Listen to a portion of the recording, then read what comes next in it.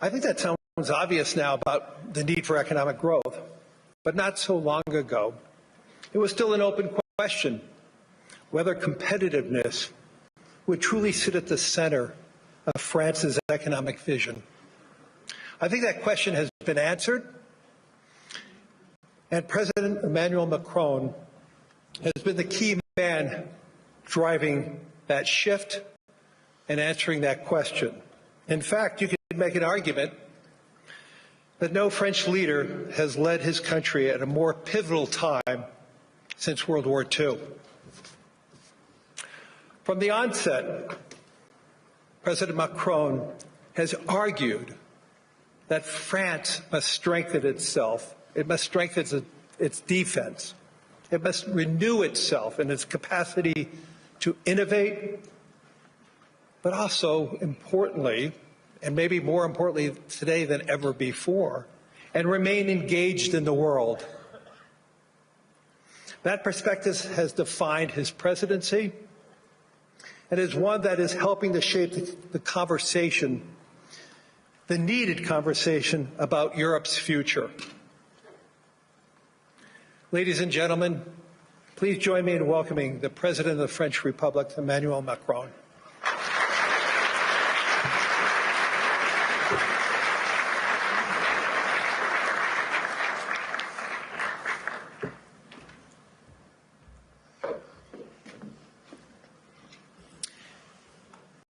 Thank you very much, Lai, for your words. Your Majesties, distinguished heads of state and governments, President Lagarde, ministers, ambassadors, business leaders, ladies and gentlemen. I'm extremely happy to be here, and it's great to be here, as the Financial Times would say. And it's a time of peace, stability, and predictability. So let's try to address the key challenge of this world in a few minutes' time. But it's clear that we are reaching a time of instability, of imbalances, both from the security and defense point of view and the economic point of view. Look at the situation where we are. I mean, a shift towards autocracy against democracy, more violence, more than 60 wars in 2024, an absolute record, even if I understood a few of them were fixed. And conflict has become normalized, hybrid, expanding into new domains, space, digital, information, cyber, trade, and so on. It's as well a shift towards a world without rules, where international law is trampled underfoot, and where the only law that seems to matter is that of the strongest, and imperial ambitions are resurfacing. Obviously, the Russian war of aggression against Ukraine, which will enter into its 4th year next month, and conflicts continue in the Middle East and across Africa. This is as well a shift toward a world without effective collective governance, and where multilateralism is weakened by powers that obstruct it or turn away from it, and rules are undermined. And I can multiply the examples of international bodies weakened or left by the key economies. And when we look at the situation, it's clearly a very concerning time, because we are killing the structure where we can fix the situation and the common challenges we have. Without collective governance, cooperation gives way to relentless competition. Competition from the United States of America through trade agreements that undermine our export interests, demand maximum concessions, and openly aim to weaken and subordinate Europe, combined with an endless accumulation of new tariffs that are fundamentally unacceptable, even more so when they are used as leverage against territorial sovereignty. And competition from China, where massive excess capacities or distortive practices threaten to overwhelm entire industrial and commercial sectors. Export control has become more dangerous new tools, destabilizing global trade and the international system. And the answer, in order to fix this issue, is more cooperation and building new approaches, and it's clearly building more economic sovereignty and strategic autonomy, especially for the Europeans, which is for me the core answer. In this context, I want to exclude two approaches. The first approach would be to, I would say, to passively accept the law of the strongest, leading to vassalization and bloc politics. I think accepting a sort of new colonial approach doesn't make sense. And all the head of state and government and business leaders, which would be too complacent with such an approach, will take a huge responsibility. The second would be to adopt a purely moral posture, limiting ourselves to commentary. That path would condemn us to marginalization and powerlessness. Faced with the brutalization of the world, France and Europe must defend an effective multilateralism because it serves our interests and those of all who refuse to submit to the rule of force. And for me, the two answers are, on one side, more sovereignty and more autonomy for the Europeans, on the other side, an efficient multilateralism to deliver results through cooperation. Obviously, France and Europe are attached to national sovereignty and independence, to the United Nations and to its charter. And it's not an old-fashioned way to live multilateralism. It's just not to totally forget what we learned from the Second World War and remain committed to cooperation. And this is also because of those principles that we have decided to join the mutual exercise in Greenland without threatening anyone, but just supporting an ally and another European country, Denmark.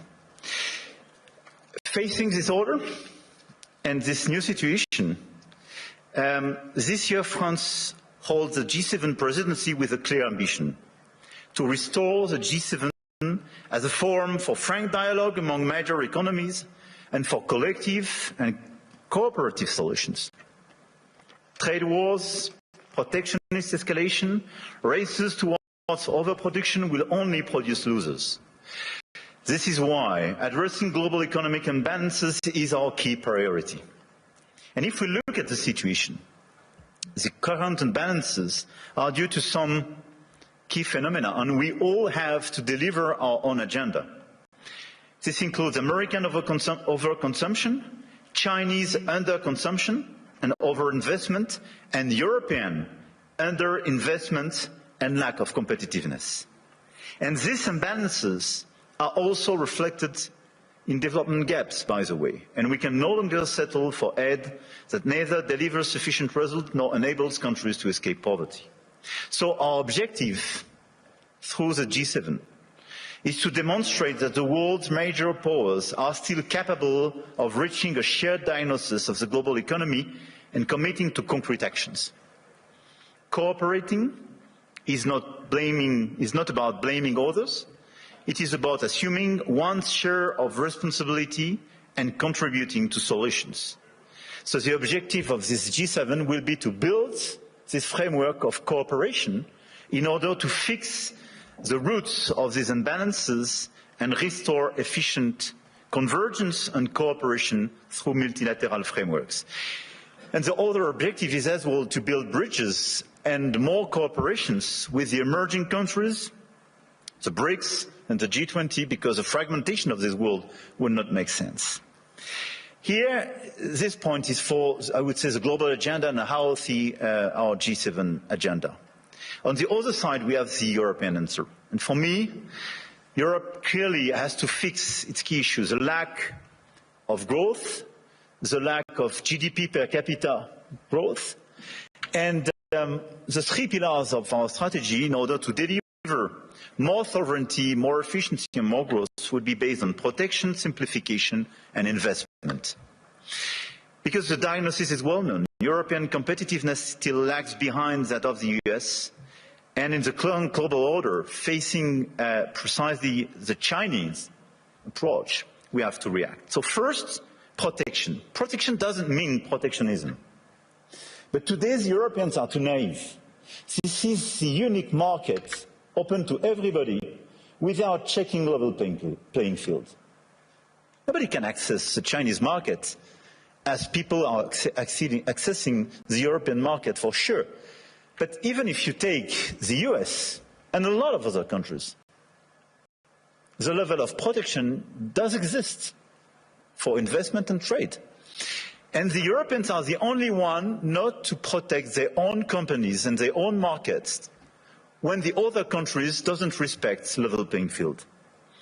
This is why we have to be much more realistic if we want to protect our chemical industry, our industry, from the automotive sectors to a lot of others, because they are being literally killed by the lack of respect of a normal framework and level playing field.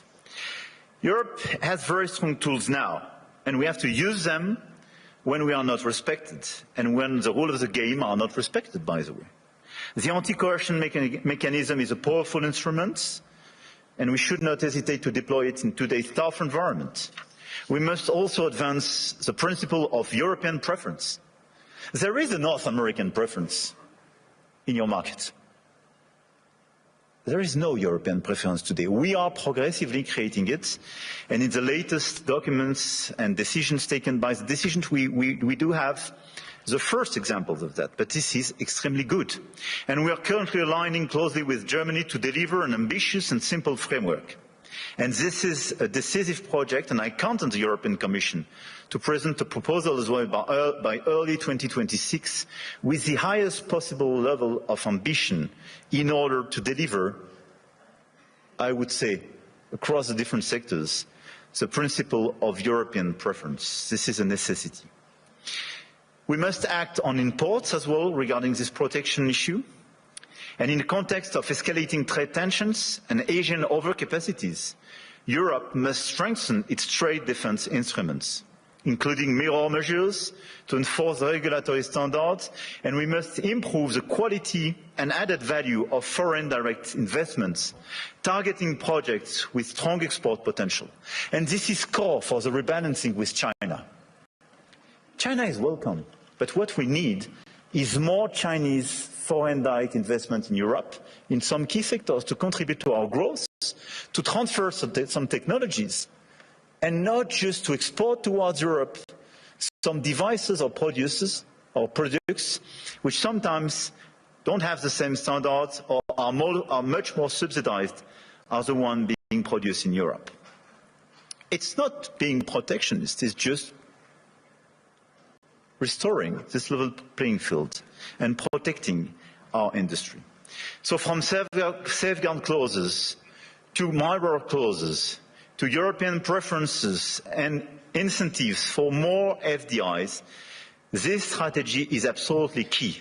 And in parallel, protecting our economies will also require a resilient strategy on both imports and exports to de-risk supply chains, particularly for raw materials, rare earths, semiconductors, chips, and to diversify our trade partners. The second pillar of the European economy and the European strategy should be simplification. And when I speak about simplification, we started with CSRD, CSDDD, and we have to do much more on different sectors, and we did it during the past few weeks on automotive, and we have to do it on chemical, digital, AI, banking, and so on. And the core of this simplification is sometimes to get rid of some recent regulations when they desynchronize in a certain way the European Union in comparison with the rest of the world. But we have as well to accelerate the deepening of the single market. On all these sectors, the 450 million inhabitants and consumers market should be the domestic market of all the EU companies. It's not yet the case as long as you have complexities. In doing so, we must ensure respect, technological neutrality and non-discrimination within the European Union. This is another pillar, another point of simplification. Neutral approach in terms of technology and non-discrimination. We discriminate during such a long time between the different sources of energies. It's counterproductive for the Europeans themselves. Companies have a role to play, and we must act, and you must act. And clearly, you must help identify and concretely help us to simplify where it is needed. But for me, this agenda of simplification is not a matter of discussion, but just implementation, speed and scale. The third pillar of the European strategy for more competitiveness and more autonomy is based on investment and innovation. We have to invest much more. If there is a GDP per capita so different between the US and Europe, 65% to 70% of the explanation is due to the difference in terms of innovation. And the US was much more innovative because of public and private investment. So in our budget for the months to come, because we will negotiate during the years, this year in Europe, we have to invest much more money in the critical sectors where the innovation will be made. AI, quantum, green tech, but as well defense and security. The size of our common budget is not the right one. We have to invest much more money in order to be much more credible and accelerate this innovation agenda. But at the same time, if you look at the situation, we don't have sufficient private investment. And this is one of the main differences. We do have the savings as the Europeans, much more than the US, by the way. But this saving is overinvested in bonds and sometimes in equities, but outside Europe. So this is why the top priority should be securitization program. It is prepared, we have to accelerate the implementation. And second, capital market union. Precisely in order to have more integration and simplification, but to have an efficient capital market union in order to invest much more money and use our savings to be invested on innovation and equity in Europe. This agenda for me is our top priority, both the global and the European one. And it is to be implemented in the months to come, because everything is about acceleration. And France is committed to deliver this agenda. We work very closely with our key partner. And at the same time, our objective for France is to stabilize our results and our macro approach, and to remain the highly attractive country we are. We've been the most attractive country of Europe during the past 6 years, and to consolidate our deep structural reforms and our key advantage. And on top of the business framework we have, I want here to insist on the fact that we have a competitive, stable, low-carbon electricity supply. We exported last year 90 terawatt-hours of electricity, and a low-carbon one, based on our nuclear model. We have world-class innovation and research capabilities, and we will improve them. And we have one of the most vivid and active ecosystems in AI, quantum computing, energy transition, etc., and a lot of the startups and unicorns and large caps of these sectors are with me in my delegation today. And on top of that, let me insist, and I will stop here, on the fact that we have a high-quality infrastructure and large market with strong purchasing power. And we have a place where rule of law and predictability is still the rule of the game. And my guess is that it is largely underpriced by the market. And beyond what you can do in terms of investment, what you can do in terms of strong ambitions, having a place like Europe, which sometimes is too slow, for sure, and needs to be reformed, for sure, but which is predictable, loyal, and where you know that the rule of the game is just the rule of law, it's a good place.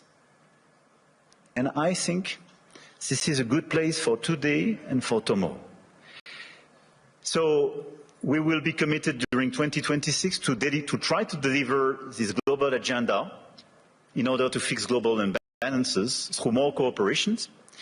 And we will do our best in order to have a stronger Europe, much stronger, and more autonomous, based on the pillars I just mentioned, and based as well, and we can revert in the dialogue, but on more investment and commitments on defense and security, because we have to invest much more and invest much more. Because we do believe, and here in the epicenter of this continent, we do believe that we need more growth, we need more stability in this world, but we do prefer respect to bullies, we do prefer science to plotism, and we do prefer rule of law to brutality. You're welcome in Europe, and you are more than welcome to France.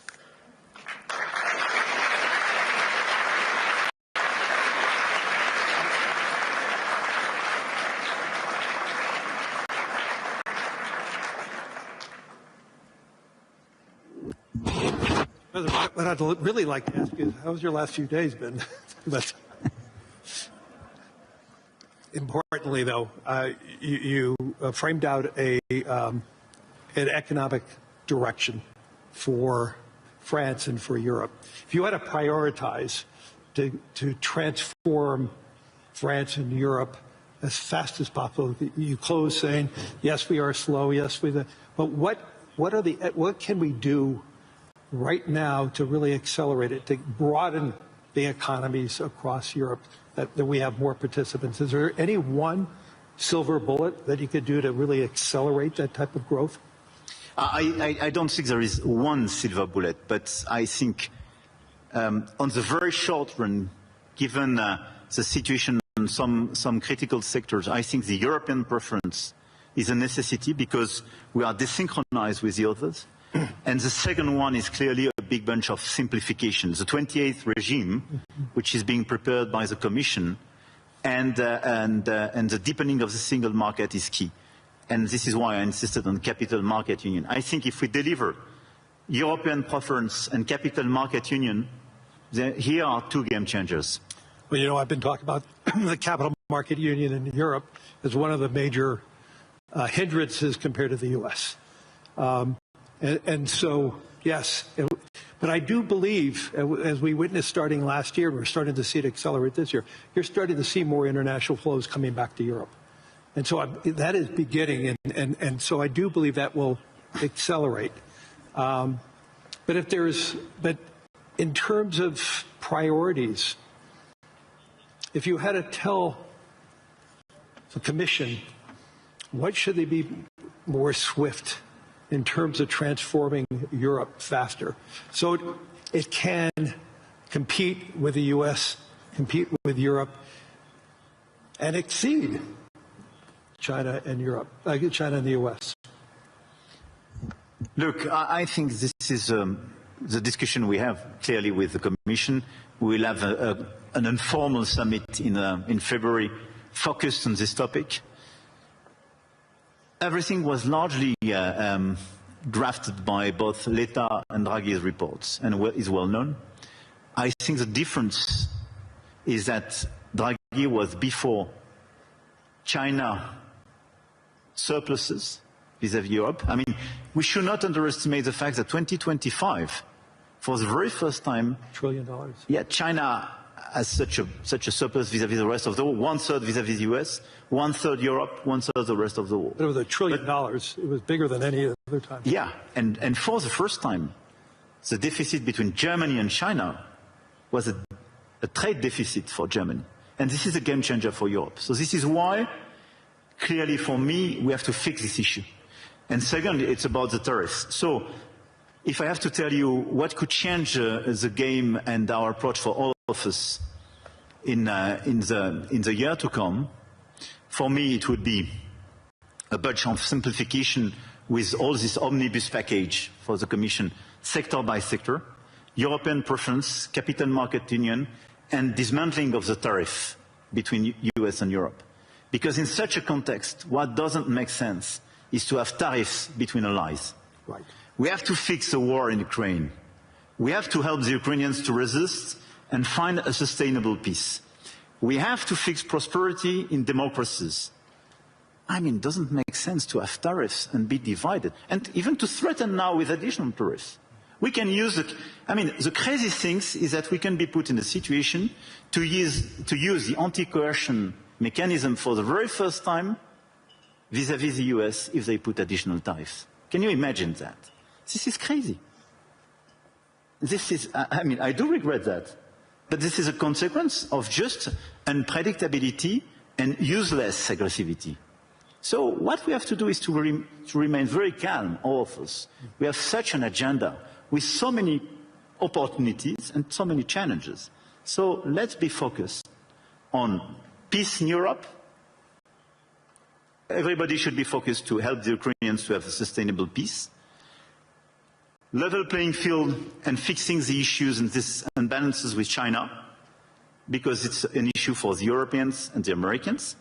And third, let's be focused on more competitiveness in Europe and this big acceleration, full stop. Throughout the sessions today, and I think during the week, AI is going to be the dominant conversation. And the question is, how does AI develop in Europe? I know there was one conversation already being held on that. What is your vision of AI for France specifically? Look, we are strong believer, and 1 year ago we organized this AI summit in Paris, and we are one of the most vibrant ecosystems in Europe. We're really built. Not in a recession, so 6.9%, calendar year 2025, 5.4%. I have called for getting that number down to 3% by the end of President Trump's term, and I think we're on the way. So you've been using that tariff money to pay down the deficit then? It feeds into the general account, and it's been a big part of it. And again, last year, the U.S. 10-year bond was down about 40 basis points. I believe France was up about 40 or 50. Germany was up 50 or 60. U.S. bond market had its best performing year since 2020. And again, back to your point that after liberation,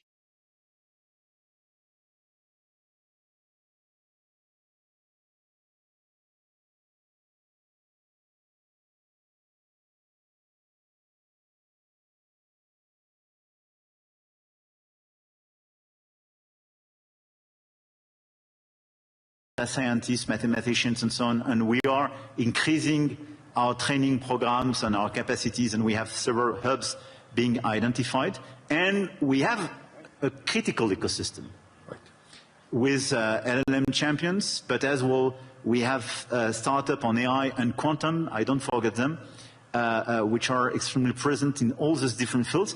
One of the best evidence of the attractiveness and this vibrant ecosystem is that Yann LeCun when he decided to leave Meta and set up his own company, established it in France a few weeks ago, which is for me a good evidence. Big win.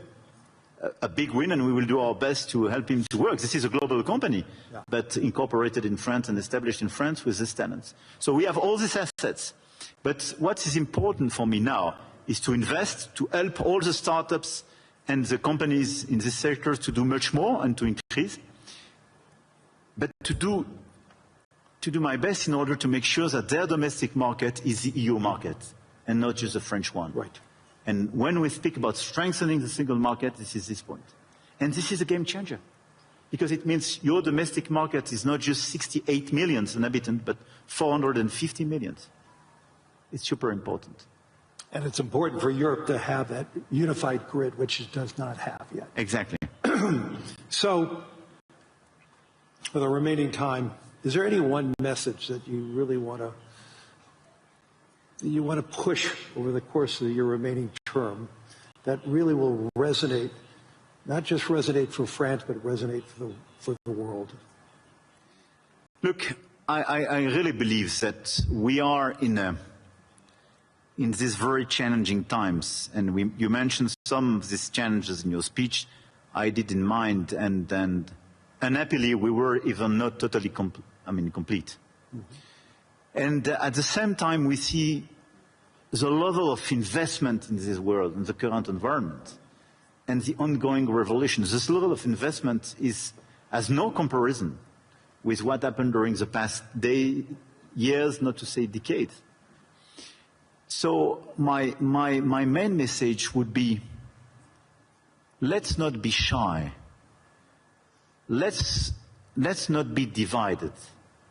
Let's not accept a global order which will be decided by those who claim to have I would say, the bigger voice or the bigger stick or the bigger one, I don't know.